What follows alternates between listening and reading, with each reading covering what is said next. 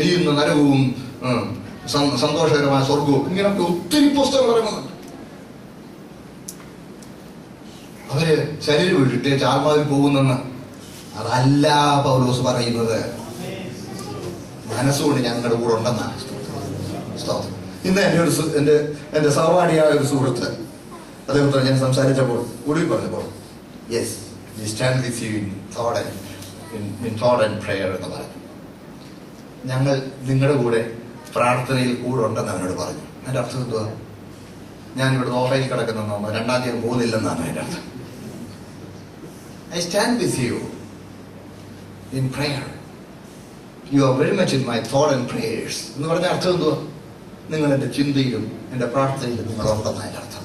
അതേ അർത്ഥമാണ് പൗലോസ് പറയുന്നത്.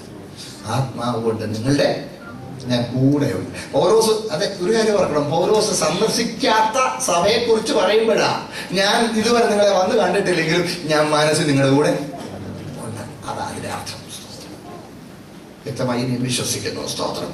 ആട്ടെ, 2 കാര്യങ്ങൾക്ക് വിശദീകരണം വേണമെന്ന് എന്നോട് പറഞ്ഞതുകൊണ്ട് ആ ഭാഗം പറഞ്ഞു. ഞാൻ ഈ മുൻപോട്ട് പോവുകയാണ്. സ്തോത്രം. പ്രിയ ദൈവമക്കളെ, സ്തോത്രം. ഇങ്ങനെ യേശുക്രിസ്തു നിവർത്തിച്ചത് പൂർണ്ണമല്ലെന്നും നമ്മൾ തന്നെ ചില കാര്യങ്ങൾ ചെയ്തെങ്കിൽ മാത്രമേ ഇവിടെ നമുക്ക് വിജയമുണ്ടാകുകയും നമുക്കിവിടെ വിടുതലുണ്ടാകുകയും നിത്യത്തിൽ കടക്കാൻ കഴിയുകയും ചെയ്യുകയുള്ളൂ എന്ന ഉപദേശം കൊലോസിൽ പ്രചരിച്ചപ്പോൾ യേശുക്രിസ്തു ചെയ്തത് തികഞ്ഞ ശുശ്രൂഷയാണെന്നും യേശുക്രിസ്തു തികവുള്ളവനാണെന്നും നമ്മൾ ഒന്നും ചെയ്യുന്നത് കൊണ്ടല്ല, നമ്മൾ അവനിൽ ആകുന്നത് കൊണ്ടാണ് ഈ സകല അനുഗ്രഹങ്ങളും നമുക്ക് ലഭിക്കുന്നതെന്നുമാണ് കൊലോസ് ലേഖനത്തിന്റെ സന്ദേശം. സ്തോത്രം. അത് വിശദീകരിക്കുക. സ്തോത്രം. അതിങ്ങനെ വിശദീകരിക്കുക. ഒരു വാക്യം ഒന്ന് വായിച്ചാട്ട് 2-ാം അധ്യായം 14-15. അതിക്രമങ്ങളൊക്കെ നമ്മോട് ക്ഷമിച്ച ചട്ടങ്ങളാൽ നമുക്ക് വിരോധവും പ്രതികൂലവുമായിരുന്ന കൈയെഴുത്ത് മായിച്ച് ക്രൂശിൽ തറച്ച് നടുവിൽ നിന്ന് നീക്കിക്കളഞ്ഞു. വാഴ്ചകളെയും അധികാരങ്ങളെയും ആയുധവർഗം വെപ്പിച്ച് ക്രൂശിൽ അവരുടെ മേൽ ജയോത്സവം കൊണ്ടാടി അവരെ പരസ്യമായ കാഴ്ചയാക്കി. Thank you. ശ്രദ്ധിക്കണേ, ക്രൂശിൽ അവരുടെ മേൽ ജയോത്സവം കൊണ്ടാടി, ക്രൂശിൽ തറച്ച് നടുവിൽ നിന്ന് നീക്കിക്കളഞ്ഞു. നമുക്ക് വിരോധവും പ്രതികൂലമായിരുന്ന കയ്യെഴുത്ത് ക്രൂശിൽ തറച്ചു എന്ന് പറഞ്ഞാൽ കേട്ടേ പറയാം. പ്രാചീന കാലത്ത് ഇപ്പൊ ഈ പ്രോമിസറി നോട്ടുകളും മറ്റും എഴുതി കൊടുക്കുമ്പോൾ ഇപ്പം ഒരു വീട് ഒറ്റി മേടിക്കുക, പ്രോമിസറി നോട്ട് എഴുതി കൊടുത്തിട്ട് പണം വായ്പ മേടിക്കുക, ഇങ്ങനെയൊക്കെയുള്ള സന്ദർഭങ്ങളിൽ ആ പ്രോമിസറി നോട്ടുകൾ എഴുതുന്ന തുകൽ കഷണങ്ങളിലായിരുന്നു, തോലയിലായിരുന്നു, പാർച്ച്മെന്റിലായിരുന്നു എഴുതി കൊടുക്കുന്നത്. ഇത് എഴുതി കൊടുത്ത് മീൻസ് പ്രോമിസറി നോട്ട് എന്റെ കയ്യിലുണ്ട്, ഞാൻ പണം കൊടുത്തിട്ടുണ്ട്, പണം മേടിച്ചയാൾ പണം തിരിച്ചു തന്നു. തിരിച്ചു തരുമ്പോൾ ശ്രദ്ധിക്കണേ, ഈ പ്രോമിസറി നോട്ട് എന്ത് ചെയ്യുന്നറിയാമോ? സാക്ഷികളൊക്കെ ഉണ്ട്, സമൂഹത്തിലെ സാക്ഷികൾ ഉൾപ്പെടെ വന്നിട്ട് ഈ പ്രോമിസറി നോട്ട് പലതായിട്ട് മടക്കും. ചില സന്ദർഭത്തിൽ ഇത് ചുരുളായിട്ട് ചുരുട്ടിയെടുക്കും. ഒരു ചുരുളായിട്ട് എടുത്തിട്ട് ഒരു തടിക്കഷ്ണത്തിലോട്ട് ഈ ചുരുൾ വെക്കും. തടിക്കഷ്ണത്തിലോട്ട് ഈ ചുരുൾ വെച്ചിട്ട് ഒരാണി കൊണ്ട് ഈ തടിക്കഷ്ണത്തെ ഈ ചുരുൾ അടിച്ച് ഫിക്സ് ചെയ്യും. ആണി അതിന്റെ മുകളിൽ വെച്ചിട്ട് ചുറ്റി കൊണ്ട് അടിച്ച് ഈ തുകൽ ചുരുൾ ഈ തടിയലോട്ട് ചേർത്തടിക്കും. അടിച്ചേച്ച് ഈ തുകൽ ചുരുൾ പറിച്ചിങ്ങെടുക്കുമ്പോൾ ഈ തോൽ ചുരുൾ മുഴുവൻ എന്താവും? ഹോൾസ്, ഒത്തിരി ദ്വാരങ്ങളായി. പിന്നെ ഈ തോൽ ചുരുളും കൊണ്ട് ആര് പോയാലും അതിനൊരു വിലയുമില്ല. ഈ പശ്ചാത്തലത്തിലാണ് പൗലോസ് ഇവിടെ പറയുന്നത്. ഇനി ഇത് മനസ്സിൽ വെച്ചൊന്ന് വായിച്ച്, കയ്യെഴുത്ത് നമുക്ക് വിരോധവും പ്രതികൂലവുമായിരുന്ന കയ്യെഴുത്ത് മായിച്ച് എന്തോ ചെയ്തു? ക്രൂശിൽ തറച്ചു. ക്രൂശിൽ തറച്ചു നമുക്ക് വിരോധമായ കയ്യെഴുത്ത് തറച്ചെടുത്തിരിക്കുക. ഇനി അതിന് ഒരു വിലയുമില്ല.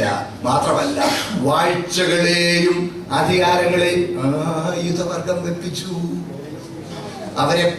അവരുടെ മേൽ ജയോത്സവം പരസ്യമായ കാഴ്ചയ്ക്കപ്പോൾ ജയോത്സവം കൊണ്ടാടിയത് എവിടെയാണ്? ക്രൂശിൽ. മനസ്സിലായോ? ജയോത്സവം കൊണ്ടാടിയത് എവിടെയാണ്? ക്രൂശിൽ. ക്രൂശ് പരാജയത്തിന്റെ സ്ഥലമല്ല, ക്രൂശിക്കപ്പെട്ട ക്രിസ്തു പരാജിതനാണെന്നും ക്രൂശിക്കപ്പെട്ട ക്രിസ്തുവിന്റെ സുവിശേഷം പരാജിതരെ ഉയർത്തുന്നതിനെ കുറിച്ച് പ്രസംഗിക്കാവുമെന്നും പറയുന്നവരിവിടെ. ക്രൂശ് പരാജയത്തിന്റെ സ്ഥലമല്ല, ക്രൂശ് വിജയത്തിന്റെ സ്ഥലമാണ്. മാത്രമല്ല അവിടെ വെച്ച് തന്നെ ജയോത്സവം കൊണ്ടാടി കുറെ ആളുകൾ പ്രസംഗിക്കുന്നു. വളരെ ഒരു വലിയ ഭയങ്കരമായ ഒരു പ്രസംഗം ഒരാൾ ചെയ്തു എന്ന് ചില ആളുകൾ വന്ന് എന്നോട് പറയുകയുണ്ടായി. നേരിട്ടല്ല കേട്ട, സഹോദരന്മാർ കേട്ടതെന്ന് പറഞ്ഞു. ചിലപ്പോൾ കേട്ടവർ നിങ്ങളുടെ കൂട്ടത്തിൽ കാണുമായിരിക്കും. യേശു ക്രിസ്തു കാൽവരി ക്രൂശിന്മേൽ പ്രാണനെ വിട്ടു. പ്രാണനെ വിട്ട് ആത്മാവിൽ അങ്ങ് അധോലോകത്തിലേക്ക് ഇറങ്ങി. അധോലോകത്തിലേക്ക് ഇറങ്ങി പിശാച് അവിടെ അവനെ പിടിച്ചു. ഭയങ്കര ഉണ്ടപ്പിടുത്തം.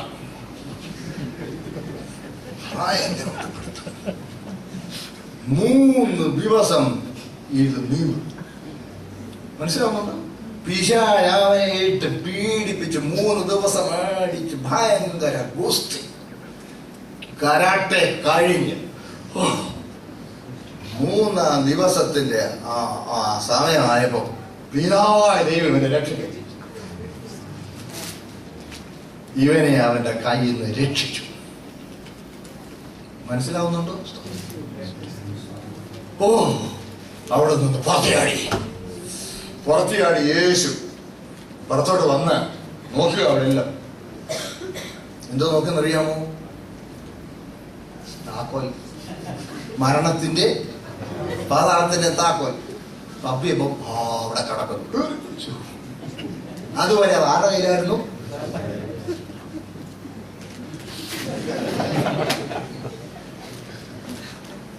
അപ്പൊ എപ്പോഴാ പിശാചിന്റെ ജയം ഉണ്ടായത്? 3 ദിവസം ഉണ്ടപ്പെടുത്തം കഴിഞ്ഞപ്പോഴോ?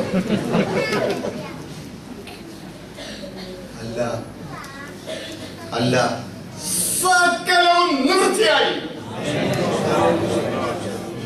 എന്ന് കാൽവരിയിൽ വിളിച്ച് പറഞ്ഞപ്പോഴേ ഉടനെ ജയോത്സവം. ക്രൂശ് ജയോത്സവത്തിന്റെ വേദിയാ, വിജയ ഉത്സവത്തിന്റെ വേദി.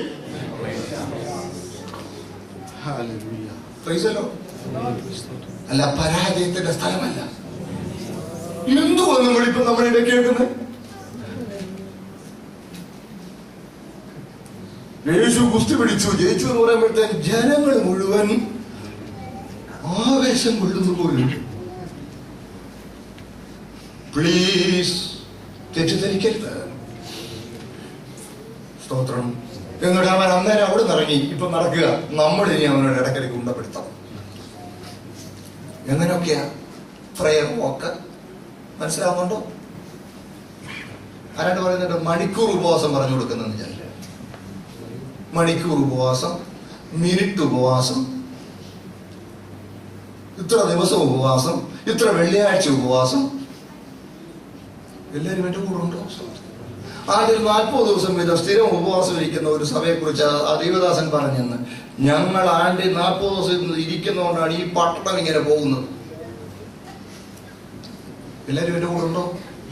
അല്ലെങ്കിൽ ഈ പട്ടണം ഇങ്ങനെയൊന്നും പോവുകയാണ് എന്നേ ഇവിടെ ഭയങ്കര രക്തപ്പുഴി ഒഴുകേണ്ടതാ.